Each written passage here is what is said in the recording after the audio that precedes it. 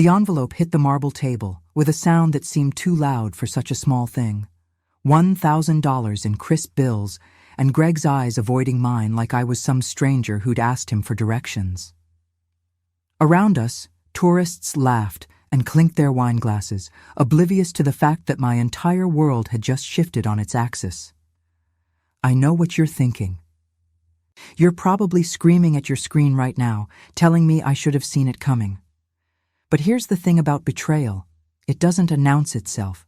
It creeps in wearing the face of someone you've loved for 23 years. Let me back up.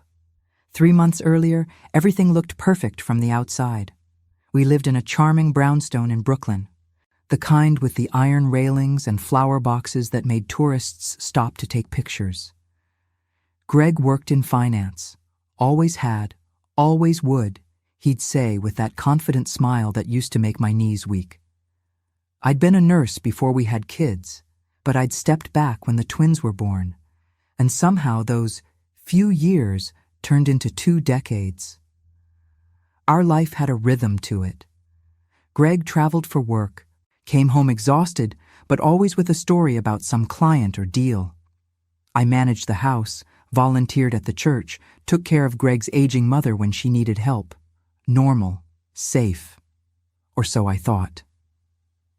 Looking back now, I can see the small changes I missed. The way Greg started working later and later, coming home after I'd already eaten dinner. How he'd moved his laptop from the shared office to the bedroom, claiming he needed privacy for client calls. The new password on his phone that he said was required by his company's security policy. Little things, insignificant things, until they weren't. But I trusted him. That's what you do in a marriage, right? You trust. The Paris trip was supposed to be our big celebration. Greg had landed some massive account, and he insisted we needed to do something special. Just the 2 of us, he'd said, squeezing my hand across the dinner table. When's the last time we did that? I should have wondered why he was suddenly so eager to get me alone, thousands of miles from home. The planning itself should have been my first clue. Greg, who normally left vacation details to me, had booked everything himself. The flights, the hotel, even made dinner reservations at restaurants I'd never heard of. I want to surprise you, he'd said when I offered to help. You deserve to just relax and enjoy. At the time, I thought it was sweet, romantic even. My husband, taking charge, wanting to pamper me. I'd called my sister and gushed about it. Maybe this trip is exactly what we need, I'd told her. Maybe we're finally getting back to us.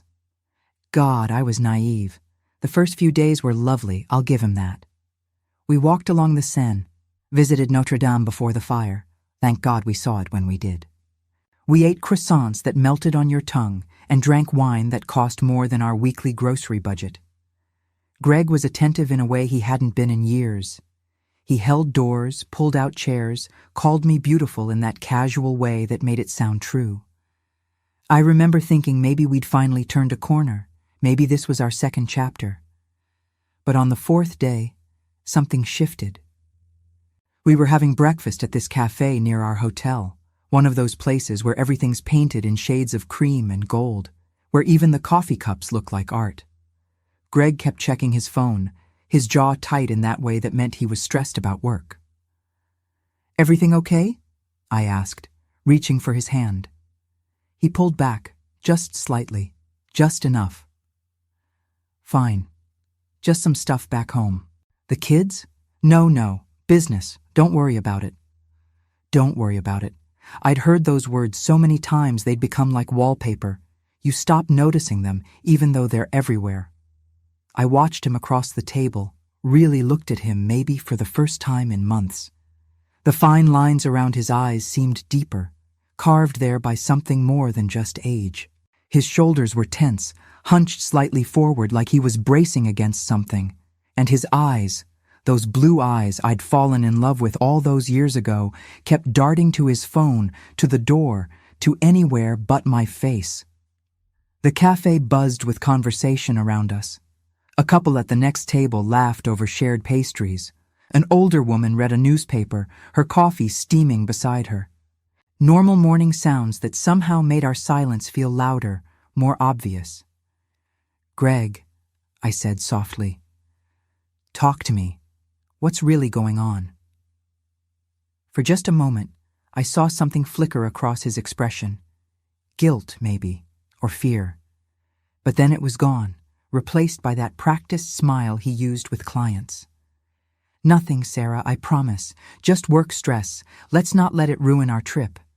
He reached for my hand then, but the gesture felt mechanical, rehearsed, like he was following a script he'd memorized but no longer believed in. His palm was cool against mine, and I noticed he pulled away after just a few seconds. "Maybe we should do something special today," he continued, his voice a little too bright. "The Louvre? You've been wanting to go. And like I'd done 1,000 times before, I let it go." I smiled and nodded and changed the subject. Because that's what I did. That's who I'd become. The wife who didn't push, who didn't make waves, who kept the peace at any cost. But even as I agreed, even as I suggested we could see the Mona Lisa and the Venus de Milo, a small voice in the back of my mind whispered that something was deeply, fundamentally wrong. I pushed it down, ignored it, added it to the growing pile of things I'd learned not to notice. That afternoon, while Greg took a call in our hotel room, I decided to explore on my own. I ended up at the Louvre, wandering through galleries of paintings I'd only seen in books. I was standing in front of a Delacroix, trying to read the placard with my terrible French, when a woman approached me. She was American, I could tell immediately. Maybe 60, with silver hair cut in a sleek bob and eyes that crinkled when she smiled. "Excuse me," she said, and something in her voice made my stomach drop before she even finished. "Are you Greg Hartman's wife?" The world narrowed to just her face and the sound of my own heartbeat. "Yes," I managed. "How did you—" "I follow your husband on Facebook. I'm friends with his sister, actually." She was beaming, like she'd just won something. "I just want to say, you're so brave. The way you're handling everything with your illness. Greg posts about it sometimes, about how difficult it's been, but how strong you are. It's really inspiring." I felt the floor tilt beneath my feet. "I'm sorry, what?" Her smile faltered. "Your illness? The chronic condition? Greg talks about how you've been struggling, how it's affected your ability to work and travel. That's why I was so surprised to see you here, looking so well. It must be a good day for you." The words washed over me like ice water. Illness, chronic condition, struggling, unable to work or travel. Each word landed like a physical blow, knocking the air from my lungs. I'm sorry, I think there might be some confusion," I heard myself say, my voice sounding distant and strange. The woman's expression shifted from warm to concerned. "Oh, I hope I haven't upset you. I just wanted you to know that you're in my prayers.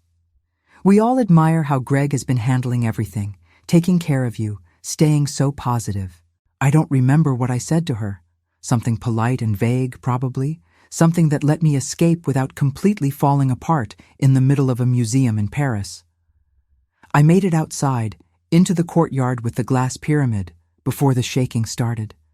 My hands, my legs, even my voice when I tried to call my daughter back in New York. It went straight to voicemail.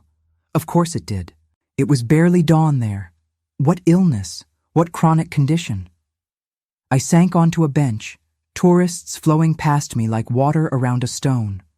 A young couple laughed nearby, taking selfies.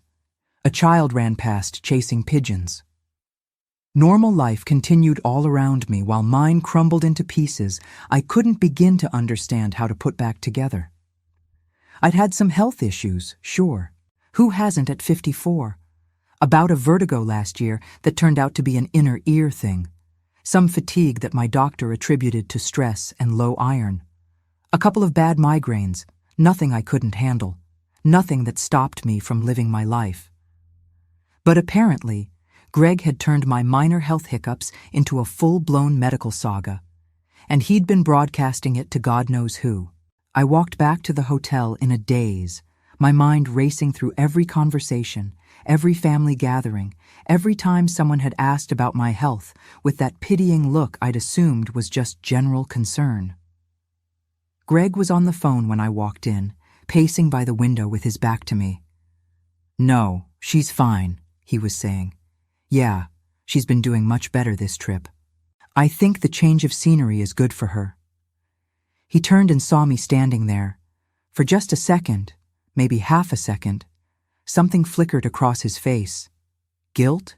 Fear? Then it was gone, replaced by that easy smile. "Hey, honey, I'll call you back," he said into the phone, then to me. "Have a good walk?" Who was that? Just my mom. She wanted to check in. Your mom, I thought. Your mom, who I visit every Tuesday, who I help with her medications and her grocery shopping. What exactly did you tell her about me? But I didn't ask, not yet. Because some part of me, the part that had spent 23 years loving this man, wanted him to tell me himself, wanted him to see the look on my face and just come clean. Have you ever wanted something so badly you could taste it? That's what I felt in that moment. The bitter, metallic taste of hope mixed with dread. "Greg," I said, and my voice sounded strange even to my own ears. "What have you been telling people about my health?" He blinked. "What do you mean?" "A woman just came up to me at the Louvre. She knew me from your Facebook. She congratulated me on being so brave about my illness." The room went very quiet. Even the sounds from the street below seemed to fade away. "Oh," Greg said, "just that. Oh. What did you tell people?" He sighed, like I was the one being difficult. "Sarah, you've been having health problems. I was worried, okay? I talked to some people about it, family, friends. I needed support." "Support for what? For my vertigo that cleared up in 2 weeks? For being tired?" "You make it sound like nothing, but it scared me. You weren't yourself." And there it was, the shift, the way he could take something and twist it just enough that I started doubting my own memory. You weren't yourself, was I? Had I been sicker than I thought? Was I minimizing my own experience? No, I wasn't going to let him do this to me, not this time. "What exactly did you tell them?" "That you were struggling, that we were dealing with some health challenges. That's all." "That's all?" "Greg, this woman thought I had some kind of chronic debilitating condition. She was surprised I could even travel. People exaggerate. You know how things get blown out of proportion online." The casual dismissal in his voice made something snap inside me. How many times had he done this? How many times had he taken my reality and bent it to suit whatever narrative he needed? "Show me your Facebook." "What? Your phone. Let me see what you've been posting." He actually laughed. "Sarah, this is ridiculous. You're making a scene over nothing." Nothing. My health, my reputation, my dignity. Nothing. I stood there in our expensive Parisian hotel room, looking at this man I'd built a life with, and realized I didn't know him at all. Or maybe I'd always known, somewhere deep down, but had been too afraid to look directly at the truth. I learned later that medical research shows seniors who suffer self-neglect have nearly 6 times more risk of dying within a year. The statistic haunted me because even though I wasn't neglecting myself, Greg's actions made me question everything. Was I complicit in this somehow? Had I been so focused on keeping the peace that I'd allowed him to rewrite my reality? That night, lying next to him in the dark, I couldn't stop thinking about all the times someone had asked about my health with that knowing look. All the times Greg's sister had told me to take it easy, that I shouldn't push myself. All the times my own children had seemed unusually concerned about me doing basic things like grocery shopping or volunteering at church. He'd built an entire narrative around my supposed fragility. But why? The answer came to me in pieces over the next 2 days. Greg was distant, irritable, checking his phone constantly. We barely spoke during meals. The magic of Paris had evaporated, leaving behind something cold and unfamiliar. We tried to maintain the facade of a normal vacation. We visited the Eiffel Tower, climbed to the second level because Greg said the elevator line was too long. I remember standing there, looking out over the city, feeling completely disconnected from the beauty around me. Other couples took photos, kissed, held hands. We stood 3 feet apart, two strangers who happened to be married. "Should we get dinner?" Greg asked, not meeting my eyes. "Sure," I said. "Whatever you want." We ate at a bistro near the tower. I don't remember what I ordered, don't remember what it tasted like. I just remember watching Greg across the table, wondering who he really was beneath the mask he'd been wearing for God knows how long. On our second-to-last day, I pretended to have a headache and stayed in the hotel room while Greg went out. The moment he left, I did something I'd never done before. I went through his laptop. I know some of you are judging me right now, but when someone has been lying to you about something this fundamental, you stop caring about privacy. You just want the truth. His Facebook was worse than I'd imagined. Posts going back months, chronicling my brave battle with mysterious symptoms. Comments from friends and family offering prayers and support. Photos of me with captions about how I was having a good day or pushing through despite everything.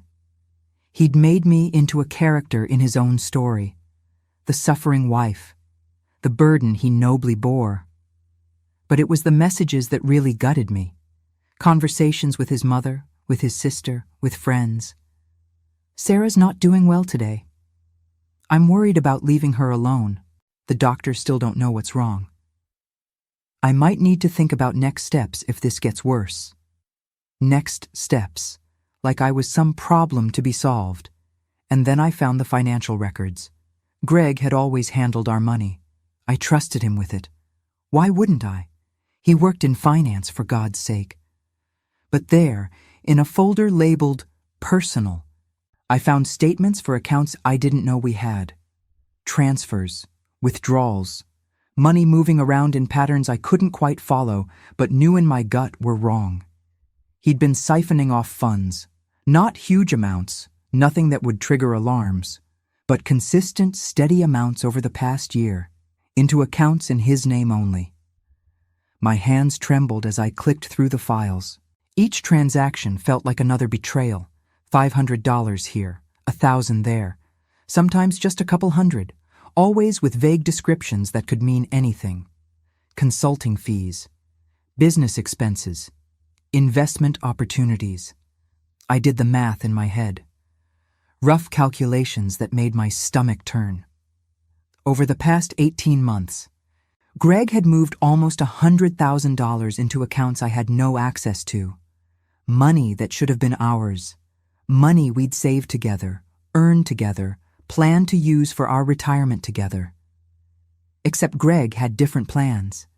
And in his email, I found correspondence with a divorce attorney. Not recent, dated about 6 months back, but detailed. Questions about marital assets, about how health issues might affect divorce settlements, about whether a spouse's medical needs could be grounds for a more favorable division of property. He'd been planning this, not just lying about my health, but using those lies to set the stage for something bigger, getting sympathy from family and friends, positioning himself as the devoted husband bearing an impossible burden, moving money where I couldn't access it, all while I made him dinner and smiled at church and told myself that marriage meant loyalty, even when it hurt. I sat on the edge of that hotel bed, laptop open in front of me, and something inside me finally broke. Not in the way you'd think, though. I didn't cry. I didn't scream. I felt this strange, cold clarity wash over me, like plunging into ice water and coming up gasping, but awake. Finally, completely awake.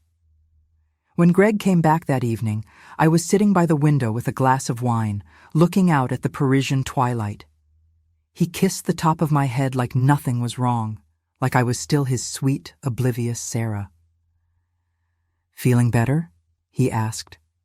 Much, I said, and I meant it. The next morning was our last in Paris.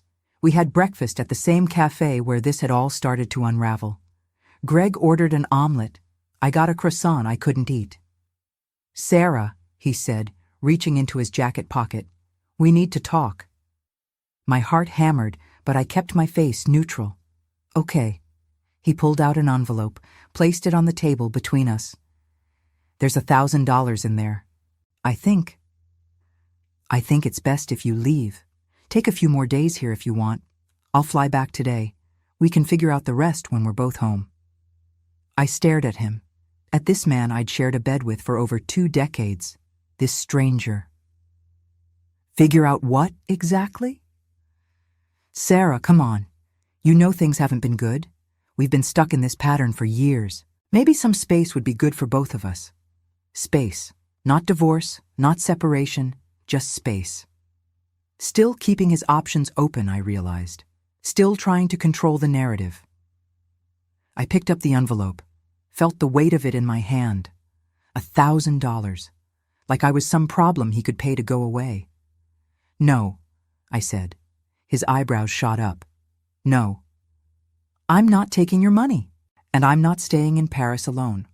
We're going to fly home together.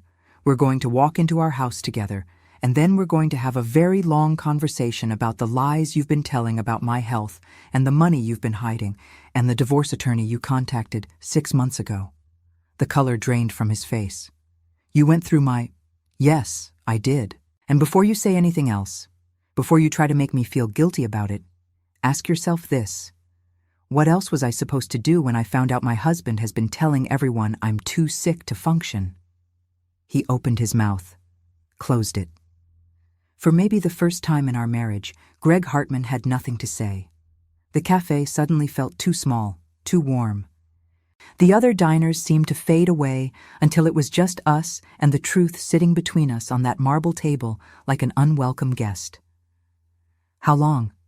I asked quietly. How long have you been planning to leave me? Sarah, it's not like that. Then what is it like? Explain it to me, Greg. Make me understand how a man spends 23 years with someone and then decides to destroy her reputation, steal her money, and abandon her in a foreign country. I wasn't going to abandon you. The money was for you to stay, to have a nice time. Shut up.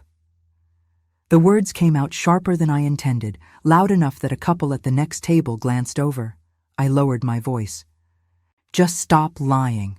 For once in what I'm now realizing has been months, maybe years of lies, just tell me the truth. The flight home was 13 hours of excruciating silence. I spent most of it pretending to sleep, my mind racing through possibilities. Divorce seemed inevitable now. But how bad would it get? Would our kids take sides? Would the church community believe his version of events? And underneath all of that, a quieter, more painful question. How long had I been living a lie without even knowing it? I'd later read that a 2012 study revealed 1 in 4 nursing home residents suffered physical abuse. Although my situation wasn't physical, the emotional manipulation and isolation felt just as damaging. How many others were suffering in silence, I wondered, under the guise of care?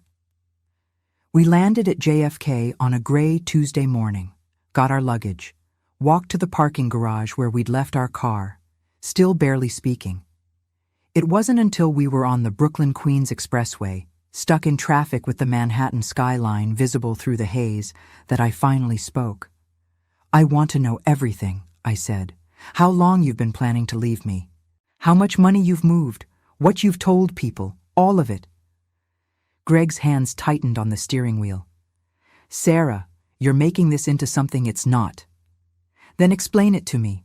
Make me understand why you would lie about my health to our family and friends. I didn't lie. I was concerned. Stop. My voice came out sharper than I'd intended. Just stop. I saw the Facebook posts. Greg, I saw the messages. You weren't concerned. You were building a case. For what? So everyone would feel sorry for you when you left? So they'd think you were some kind of saint For putting up with your sick wife? He said nothing. And the money, the accounts I didn't know about. Were you planning to just disappear one day? Leave me with nothing? You're being dramatic. Dramatic. I'd heard that word so many times over the years. Anytime I questioned something, anytime I pushed back, I was being dramatic. Not anymore. I want you to move into the guest room when we get home, I said. I need time to think, and I'm calling a lawyer. Sarah? No, we're done with you explaining things away. We're done with you making me feel crazy for noticing what you've been doing. We're done. The word hung in the air between us. Done. Final. Irrevocable. We pulled into our driveway 20 minutes later. The brownstone looked exactly the same as when we'd left it, but I felt like a different person walking up those familiar steps. Like I'd left some part of myself in Paris and come back sharper, colder, more aware. The house was quiet. Our kids were grown and gone. Emma in Boston, Jake in Portland. Greg's mother was probably at her bridge club. Just us and the echo of our footsteps on the hardwood floors. I'm going to unpack, Greg said, heading for the stairs. Guest room, I reminded him. He stopped, turned, and for just a moment I saw something in his face that looked almost like regret. Then it was gone. Over the next few days, I started to piece together the full scope of what Greg had done. I made copies of everything I'd found on his laptop. I opened my own bank account, separate from our joint ones. I changed the passwords on my email, my phone, my social media. And I started talking to people. The first person I called was Greg's sister, Monica. We'd always gotten along well enough, though we weren't particularly close. She was 10 years younger than Greg, divorced, living in Manhattan with her 2 teenagers. Sarah, she said when she answered, sounding genuinely happy to hear from me. How was Paris? Greg mentioned you 2 needed the trip. Monica, I need to ask you something, and I need you to be honest with me. What has Greg told you about my health? The pause that followed told me everything I needed to know. He said you've been struggling, she said carefully. That you've been having some kind of chronic fatigue thing. Possibly autoimmune? Possibly autoimmune, I repeated. Monica, I don't have an autoimmune disease. I don't have chronic fatigue. I had vertigo for 2 weeks last year and I've been tired sometimes. That's it. Another pause. Longer this time. Sarah, Are you sure? Because Greg seemed really worried. I'm sure, and I think Greg has been exaggerating or outright lying about my health for months now. I need to know what exactly he's told you and who else he might have told. What came out in that conversation chilled me. Greg had painted a picture of a wife slowly deteriorating, unable to keep up with daily tasks, possibly heading toward needing full-time care. He told Monica he was worried about me being alone, that he might need to make difficult decisions about my future. I thought it was weird, Monica admitted. When I saw you at Christmas, you seemed totally fine. But Greg kept saying you were good at hiding it, that you didn't want people to worry. Good at hiding it. Of course. That way, anytime I seemed healthy, it was just me putting on a brave face. Monica, did Greg ever talk to you about divorce? Silence. Then, not directly, but a few months ago he asked me about my divorce, how I'd handled it, what I wished I'd done differently. I thought he was just being supportive, because he'd helped me through it, but now it sounds different, I finished. Sarah, what's going on? And that's when I told her. All of it. The Facebook posts, the hidden accounts, the divorce attorney, everything. When I finished, Monica let out a long breath. That son of a bitch, she said. That's exactly what David did to me. What? My ex. Before he left me, he spent months making me look unstable. Told our friends I was drinking too much, that I was paranoid, that I was making his life hell. So when he finally asked for a divorce, everyone just nodded like, yeah, poor David, we saw this coming. It took me years to rebuild my reputation. Something clicked into place. You never told me it was that bad. Greg asked me not to, said it would upset you, that you were too sensitive. God. Sarah, I'm so sorry. I should have seen what he was doing. Too sensitive. Another phrase I'd heard too many times to count. Monica, I need your help, I said. I need someone who knows how this works. Someone who can help me fight back. Anything, she said immediately. Whatever you need. And just like that, I wasn't alone anymore. Over the next week, Monica became my ally, my strategist, my sister, in the truest sense. She helped me document everything. She connected me with her divorce attorney, a woman named Rachel Chen, who looked like she could eviscerate someone with just a pointed glance. Your husband is building a narrative, Rachel told me in our first meeting. Establishing you as dependent, possibly incompetent. It's a classic control tactic, especially when there are significant assets involved. How significant are we talking?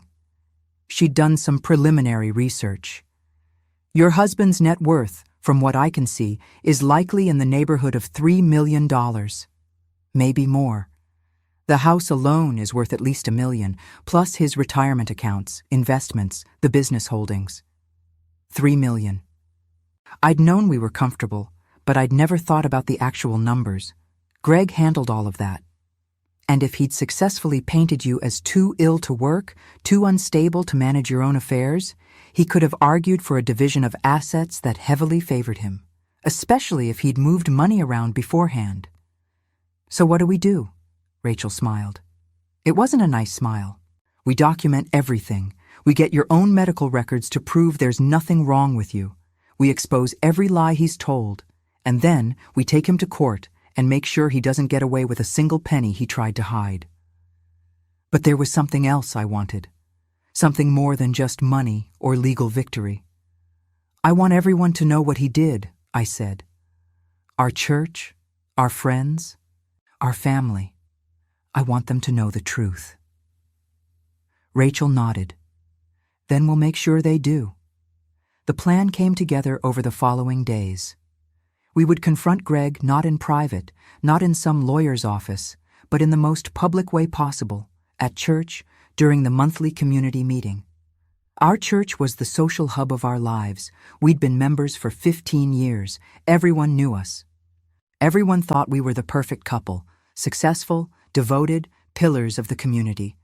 I'd spent years building that image right alongside Greg. Now I was going to tear it down. The Sunday before the meeting, I went to church alone. Greg had started making excuses about why he couldn't go. Too much work, not feeling well. The irony wasn't lost on me. I sat in our usual pew and listened to Reverend Thompson's sermon about truth and honesty. I took communion. I shook hands with people who asked about Greg with concern in their eyes, and I smiled and said he was fine, just busy with work. Afterward, I approached the Reverend. I need to speak at the community meeting on Wednesday, I told him. He looked surprised. Of course, Sarah. What about? Family matters. Something the congregation should know. He must have heard something in my voice because he didn't ask any more questions, just nodded and said, "You'll have the floor." Wednesday came faster than I expected. Monica drove down from Manhattan to be there with me. Rachel came too, though she stayed in the back, just in case. The community room was packed. Easily 75 people, maybe more.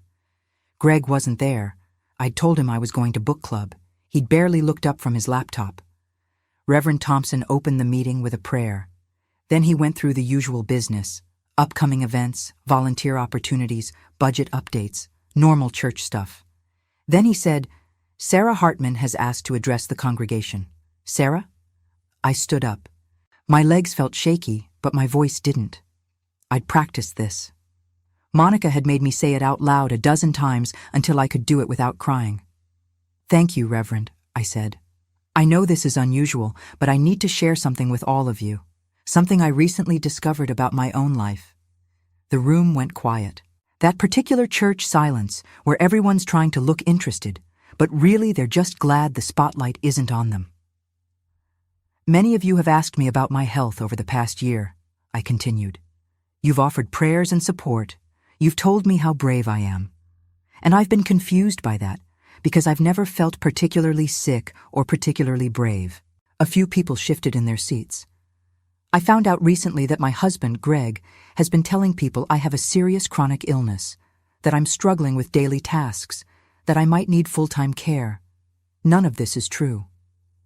The silence deepened, became uncomfortable. I don't have a chronic illness. I had vertigo for 2 weeks last year and some fatigue that turned out to be low iron. That's it. But Greg took those minor issues and built an entire narrative around them. He posted about my supposed illness on social media. He told family and friends I was deteriorating. He made me into someone I'm not. I could see people exchanging glances. Some looked shocked, others looked skeptical. A few looked like they wanted to be anywhere else. Why would he do this?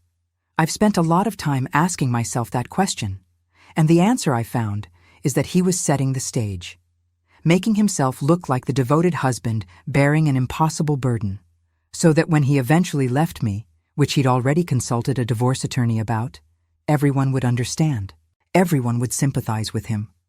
"Sarah, I don't think this is appropriate," someone started to say, but Reverend Thompson held up a hand. "Let her finish." I also discovered that Greg has been moving money into accounts I didn't know about, hiding assets, planning for a future that didn't include me while I cooked his meals and cared for his mother and smiled at church events. I pulled out my phone, opened the Facebook screenshots I'd prepared. I have documentation, posts he made about my health, messages to family members, financial records. All of it showing a pattern of deception and manipulation that goes back at least a year, probably longer. "This is a church, not a courtroom," someone said from the back. "You're right," I agreed. "This is a church. A place where we're supposed to be honest with each other, where we're supposed to support each other through hard times. And I needed you all to know the truth because Greg has been using this community as part of his lie. Your sympathy, your prayers, your concern, he's been using all of it to build credibility for a story that isn't real. I could see it on their faces. The moment belief shifted. The moment they started questioning everything they thought they knew. "I'm not asking you to choose sides," I said, though of course I was.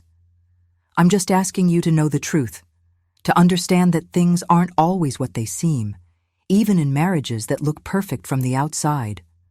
I sat down. The room erupted in whispers. Reverend Thompson stood up, looking shaken. "I think we need to table the rest of the agenda for tonight. Sarah, perhaps you'd like to meet with the church counselors?" "I have a therapist, Reverend, and a lawyer, but thank you." Monica grabbed my hand as we left. People stared as we walked out. Some looked sympathetic, others looked uncomfortable, like I'd broken some unspoken rule about keeping family business private. But I'd needed to do it. Needed to reclaim my story before Greg could weaponize it further. The fallout was immediate and brutal. My phone started ringing before we even got to Monica's car. Texts from friends, from church members, from our kids. Emma called first. "Mom, what the hell is going on? Someone from church just called Dad and now he's freaking out. Your father has been lying about my health to make himself look better. I'm sorry you had to find out this way, but I needed people to know the truth." "Are you serious? Dad wouldn't—" "Emma, I have proof, screenshots, financial records, everything. He's been planning to leave me and he was setting it up so everyone would think he was justified." Silence. Then, quietly, "Are you okay?" And that's when I started crying. Not because I was sad, but because my daughter, my brilliant, fierce daughter, had asked the one question that actually mattered. "I'm getting there," I said. Jake called an hour later, angrier than I'd ever heard him. "Why didn't you tell us what was going on?" "I only just found out myself. And honey, I'm sorry. I know this is hard." "Hard?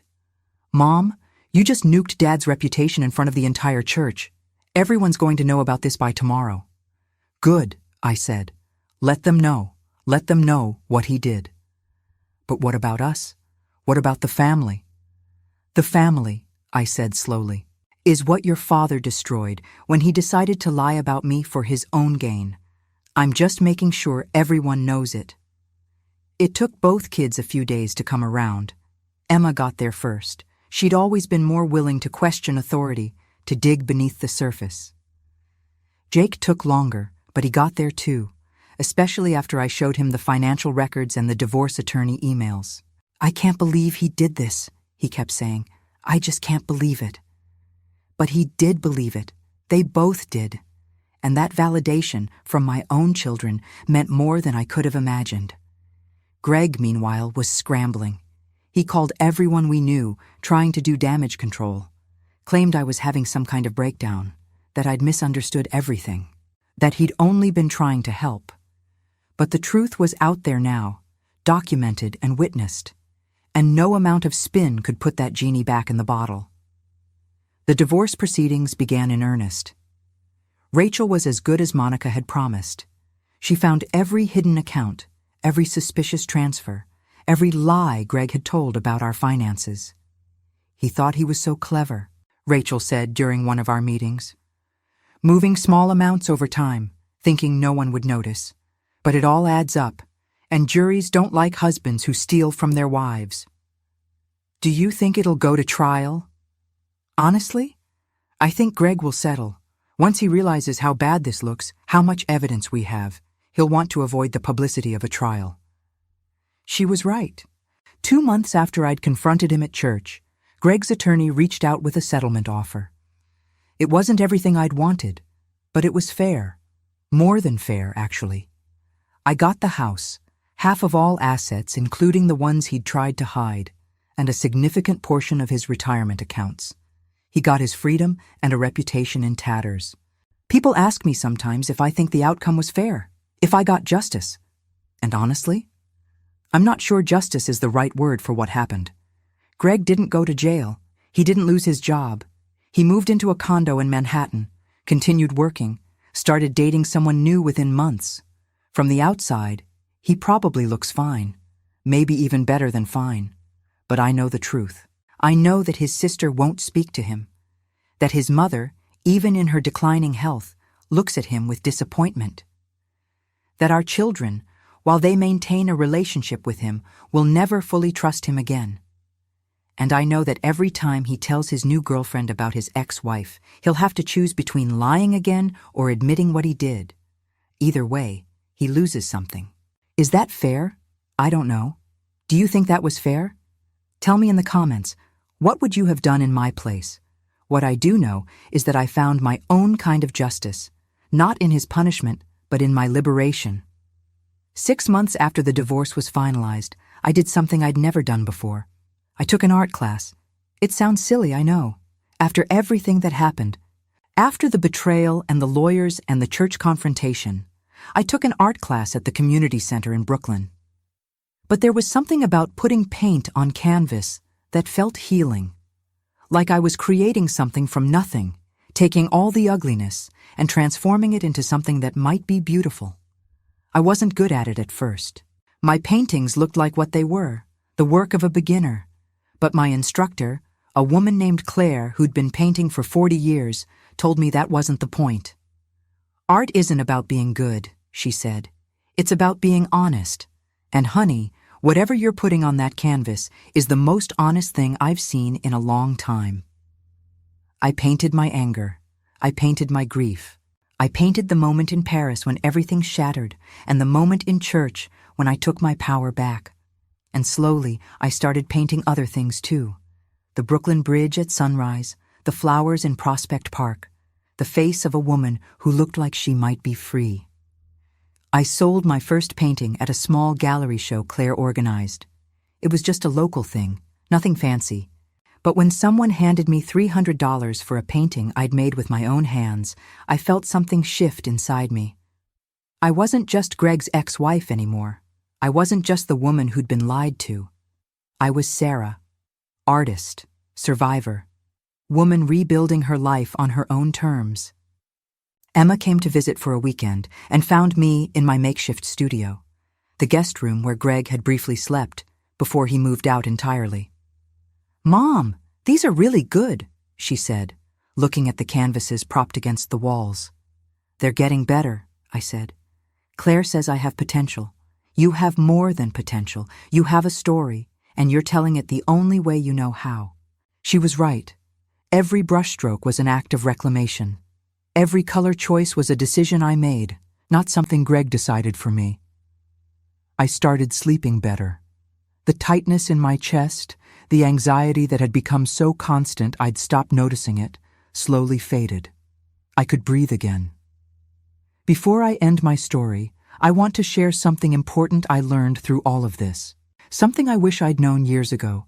Something I hope will help someone listening right now. Financial protection isn't just about having money. It's about knowing where your money is, how it's being used, and having access to it independently of your partner. I trusted Greg completely with our finances. I signed tax returns without reading them. I let him handle all the accounts, all the investments, all the decisions. And that trust became a weapon he used against me. Here's what I want you to do, right now, today, if possible. Know what accounts are in your name. Know what assets you have. Have your own bank account, even if it's small. Keep copies of financial documents somewhere your spouse can't access them.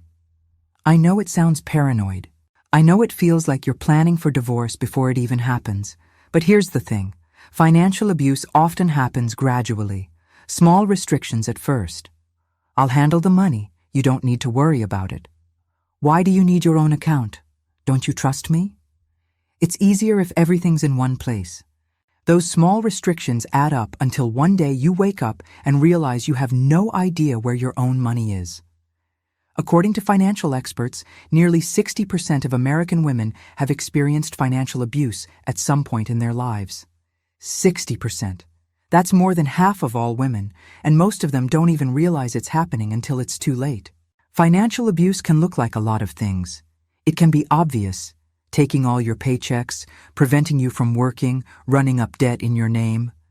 But it can also be subtle, not letting you see bank statements, making all financial decisions without your input, creating a narrative that you're bad with money so you'll hand over control. In my case, Greg used my supposed illness as justification. "Sarah's too sick to worry about this stuff. I'm handling everything." To the outside world, it looked like a devoted husband taking care of his fragile wife. To me, it felt like losing control of my own life. So here's my advice, learned the hard way. First, know your rights. In most states, both spouses have equal rights to marital assets, regardless of whose name is on the account. If you're married, you're entitled to know about and have access to your household finances. Second, maintain financial independence where possible. Your own bank account, your own credit card, your own emergency fund. Even if it's just a few $100s, it's yours. Third, stay involved in financial decisions. Don't sign anything you haven't read and understood. Don't let anyone tell you you're too stupid or too sick or too busy to understand your own finances. Fourth, talk to someone you trust about your financial situation. A friend, a family member, a financial advisor. Having another set of eyes on things can help you spot red flags you might miss on your own. And finally, if something feels wrong, trust that feeling. That gnawing sense that you're not getting the full picture, that's your instinct trying to protect you. Listen to it. I wish I'd listened to mine sooner. I wish I'd questioned more, pushed back more, demanded more transparency. But I was raised to believe that trust was the foundation of marriage, that questioning your spouse's decisions meant you didn't love them enough. What I know now is that trust and transparency aren't opposites. Real trust comes from knowing you can verify, from knowing your partner wants you to understand, wants you to be involved, wants you to have equal power in the relationship. Greg didn't want that. He wanted control disguised as care, and I almost lost everything because I couldn't tell the difference. Don't let that be your story. Protect yourself. Know your worth. And never, ever let someone else have complete control over your financial future. Thank you for staying with me until the end of this story. I know it was long, and parts of it were probably hard to hear. But I needed to tell it, needed to put it all out there, every painful detail, every moment of clarity, every step of the journey from betrayal to freedom. Before I go, I want to ask you something. What city are you listening from? What time is it there? Are you doing dishes or driving to work or lying in bed unable to sleep because something in your own life feels off? If my story resonated with you, if you saw yourself in any part of it, please hit that like button. It helps more people find these stories. It helps people who need to know they're not alone. And please tell me in the comments, what would you have done in my place? Would you have confronted him at church? Would you have handled it differently? I want to hear your stories, your experiences, your wisdom. If you haven't already, subscribe to this channel. We share stories like this every week, real people, real struggles, real triumphs. Stories that might help you make sense of your own life. There are 2 videos I think you might want to watch next. One is about recognizing gaslighting in relationships, the tactics manipulators use to make you doubt your own reality. The other is about financial recovery after divorce, practical steps